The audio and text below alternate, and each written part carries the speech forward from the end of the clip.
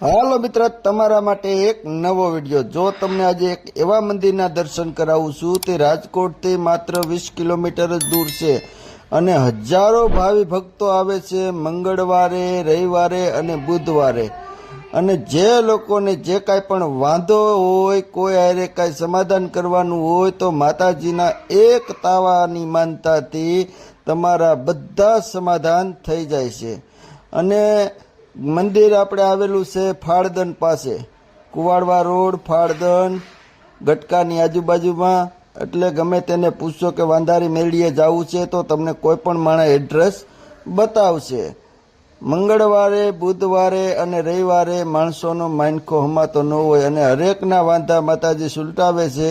તમારે તો ખાલી આંગળી સીંધીને બીજાને વિડીયો શેર કરવાનો છે, જેથી જે લોકોના પરિવારમાં કોઈ વાંધા તકલીફ કાંઈ પણ હોય તો તે લોકો પણ એક તાવાની માનતા કરીને પોતાનું ભવિષ્ય સુધારે અને વાંધા વચકા હોય તે માતાજી પાર પાડે।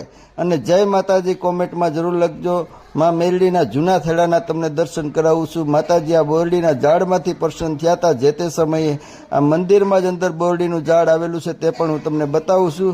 એટલે વિડીયોને વધારેમાં વધારે શેર કરજો, એટલે જેથી લોકોને કોઈ પણ માનતા કરવી હોય તો કરી શકે અને માતાજીના દર્શને જવું હોય તો જઈ શકે। અને તમારી પાસે કોઈ ટાઈમ હોય તો ગમે ત્યારે ફાળદન જજો અને માતાજીના દર્શન કરજો।